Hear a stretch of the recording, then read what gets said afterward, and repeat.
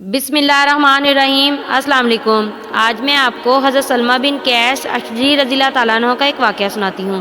فاروق اعظم رضی اللہ تعالیٰ عنہ نے رات بھر مدینہ کی گلیوں میں پہرا دیا تاکہ لوگ اطمینان سے جی بھر کے سو سکیں۔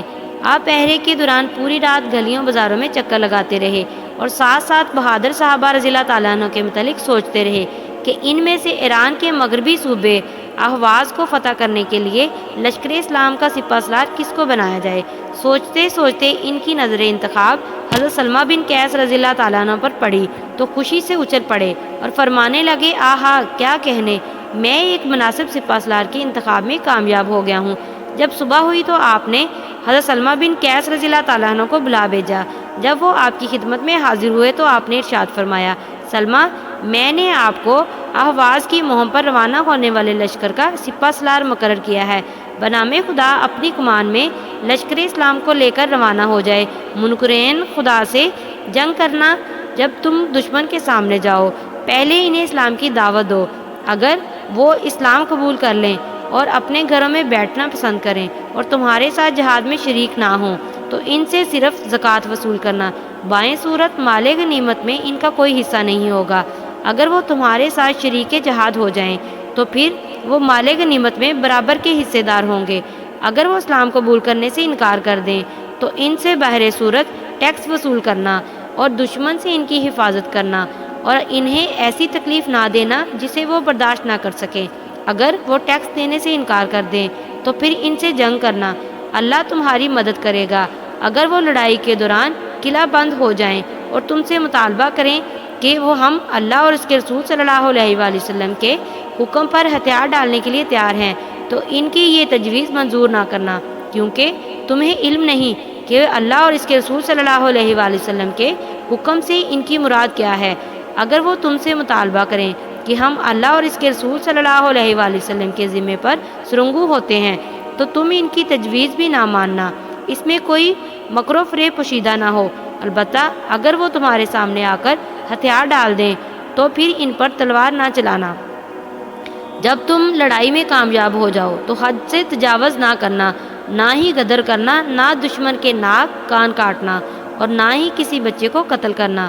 حضرت سلمہ رضی اللہ تعالیٰ عنہ نے امیر المومنین فاروق اعظم رضی اللہ تعالیٰ عنہ کو نصیحت آموز باتیں سن کر ان پر عمل کرنے کا اقرار کیا۔ حضرت عمر رضی اللہ تعالیٰ عنہ نے انہیں بڑی گرم جوشی سے الوداع کیا اور ان کے لیے کامیابی و کامرانی کی دعا کی۔ حضرت سلمہ بن قیس رضی اللہ تعالیٰ عنہ کو اس بھاری ذمہ داری کا پوری طرح اندازہ تھا جو امیر المومنین فاروق اعظم رضی اللہ تعالیٰ عنہ نے ان کے کندھوں پر ڈالی تھی، اس لیے کہ ایران کا صوبہ اہواز دشوار گزار پہاڑی علاقہ تھا اور بصرہ اور ایران کے درمیان سرحد پر واقع تھا۔ یہاں ایک بہادر اور جنگجو قوم کرد آباد تھی۔ مسلمانوں کے لیے اس فتح کرنے کے علاوہ کوئی چارہ کار باقی نہ تھا، کیونکہ بصرہ میں آباد مسلمانوں کو ایرانیوں کے حملوں سے اسی صورت میں بچایا جا سکتا تھا کہ اہواز پر مکمل مسلمانوں کا قبضہ ہو۔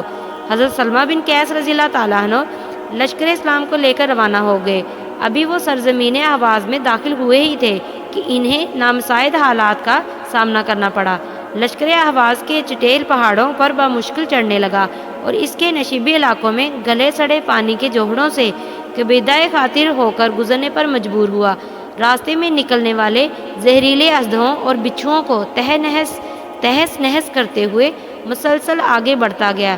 اس دشوار گزار راستے میں سپہ سالار حضرت سلمہ بن قیس رضی اللہ تعالیٰ عنہ کی حوصلہ افزائی لشکر اسلام کو حاصل تھی، جس کی وجہ تکلیف راحت اور حزن و ملال و فرحت و شادمانی میں تبدیل ہو گیا تھا۔ وقفے سے وہ اپنے لشکر کو پند و نصاحت سے بھی نوازتے، جس سے ان کے حوصلے بلند تر ہوتے جاتے۔ رات کا سماں قرآنی آیات کی عطر بیز فضاؤں سے مہک اٹھتا۔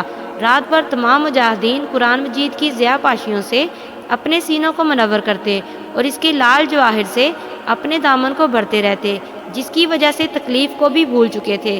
حضرت سلمہ بن قیس رضی اللہ تعالیٰ عنہ نے امیر المومنین حضرت فاروق اعظم رضی اللہ تعالیٰ عنہ کے حکم کے مطابق باشندگان اہواز کو سب سے پہلے دارہ اسلام میں داخل ہونے کی دعوت دی، لیکن انہوں نے صاف انکار کر دیا۔ پھر انہیں ٹیکس کی ادائیگی کا حکم دیا۔ انہوں نے تکبر و نخوت کا مظاہرہ کرتے ہوئے ٹیکس دینے سے بھی انکار کر دیا۔ اب مجاہدین کے لیے لڑائی کے سوا کوئی چارہ کار باقی نہ رہا، لہٰذا وہ اللہ کا نام لے کر میدان کارزار میں اتر آئے۔ دیکھتے ہی دیکھتے میدان کارزار گرم ہوا اور لڑائی کے شعلے بھڑک اٹھے۔ دونوں فوجوں نے بہادری کے ایسے جوہر دکھائے جس کی جنگی تاریخ میں بہت کم مثال ملتی ہے۔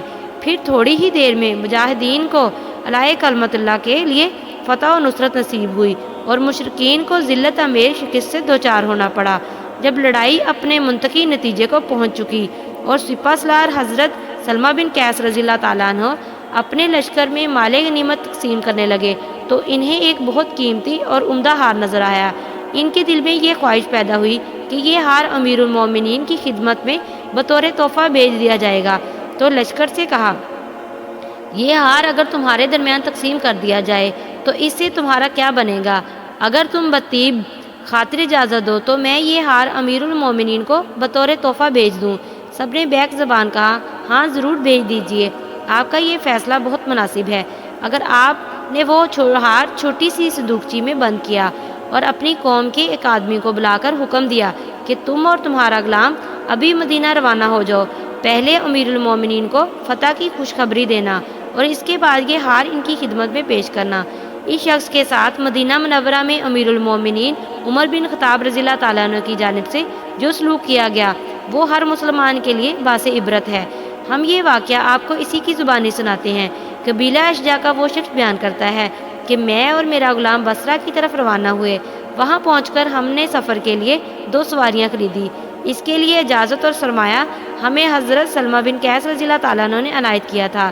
ہم نے زادِ راہ ان پر لادا اور مدینہ کی طرف روانہ ہو گئے۔ جب ہم وہاں پہنچے تو میں نے امیر المومنین کو تلاش کیا۔ وہ ایک جگہ پر اپنا اثر پر ٹیک لگائے مسلمانوں کو کھلائے جانے والے کھانے کی نگرانی کر رہے تھے۔ آپ اپنے غلام یرفا کو فرما رہے تھے، اے یرفا ان لوگوں کے سامنے مزید گوشت رکھو، اے یرفا ان لوگوں کے سامنے مزید روٹی رکھو، اے یرفا ان لوگوں کے برتنوں میں زیادہ شوربہ ڈالو۔ جب میں ان کے پاس آیا تو آپ نے مجھے ارشاد فرمایا، بیٹھو۔ میں وہیں عام لوگوں کے ساتھ بیٹھ گیا۔ میرے سامنے کھانا رکھا گیا، میں نے کھانا کھایا۔ جب لوگ کھانے سے فارغ ہوئے تو آپ نے ارشاد فرمایا، اے یرفا دسترخوان اٹھا لو۔ پھر آپ چل دیے اور میں آپ کے پیچھے ہو لیا۔ جب آپ گھر میں داخل ہو گئے تو میں نے اندر آنے کی اجازت طلب کی۔ آپ نے کمال شفقت سے اجازت عنایت فرما دی۔ آپ بالوں کی بنی ہوئی ایک چٹائی پر بیٹھ گئے۔ 2 ایسے تکیوں کے ساتھ ٹیک لگائے ہوئے تھے جو کھجور کے پتوں سے بھرے ہوئے تھے۔ ان میں سے ایک تکیہ میری طرف کھسکا دیا اور میں اس پر بیٹھ گیا۔ آپ کے پیچھے پردہ لٹکا ہوا تھا۔ آپ نے پردے کی طرف دیکھا اور اپنی بیوی سے ارشاد فرمایا، اے ام کلثوم ہمیں کھانا دیجیے۔ میرے دل میں خیال آیا کہ امیر المومنین نے اپنے لیے کوئی خاص کھانا تیار کروایا ہوگا۔ بیوی نے تیل میں تلی ہوئی ایک روٹی جس پر سالن کی جگہ نمک رکھا ہوا تھا آپ کو پکڑا دی۔ پھر آپ نے میری طرف دیکھا اور ارشاد فرمایا، آؤ کھانا کھاؤ۔ میں نے تعمیل حکم کے طور پر چند ایک لقمے لیے۔ آپ نے کھانا کھایا۔ آپ کے کھانے کا انداز ایسا دلربا تھا کہ میں نے کبھی کسی کو اس عمدہ انداز میں کھاتے ہوئے نہیں دیکھا۔ پھر آپ نے فرمایا، ہمیں پانی پلاؤ۔ تو آپ کی خدمت میں ستو کا بھرا ہوا ایک پیالہ پیش کر دیا گیا۔ آپ نے فرمایا، پہلے اس مہمان کو پلاؤ۔ میں نے پیالہ پکڑا اور تھوڑے سے ستو نوش کیے۔ میں نے محسوس کیا جو ستو اس میں نے اپنے لیے تیار کروائے ہیں وہ اس سے کہیں بہتر اور عمدہ ہیں۔ پھر آپ نے پیالہ پکڑا اور ستو نوش فرمائے اور یہ دعا پڑھی، شکر ہے اس اللہ کا جس نے ہمیں کھلایا اور سیر کیا اور پلایا اور سیراب کیا۔ اس کے بعد میں نے عرض کی، امیر المومنین میں ایک خط لے کر آپ کی خدمت میں حاضر ہوا ہوں۔ آپ نے دریافت کیا، کہاں سے؟ میں نے عرض کی، سلمہ بن قیس رضی اللہ تعالیٰ عنہ کی جانب سے۔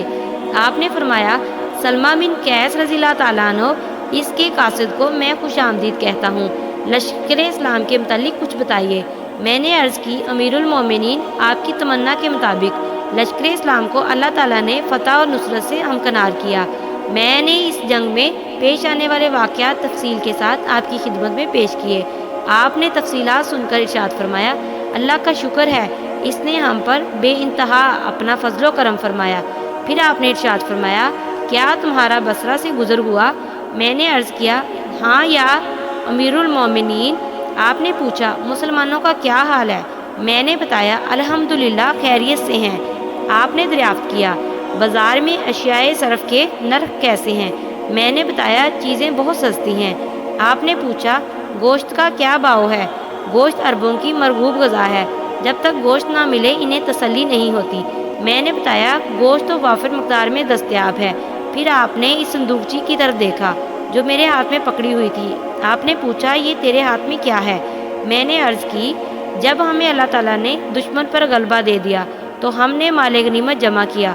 سلمہ بن قیس رضی اللہ تعالیٰ عنہ نے یہ ہار دیکھا تو لشکر سے کہا اگر یہ ہار تم میں تقسیم کر دیا جائے تو کسی کا کچھ نہیں بنے گا۔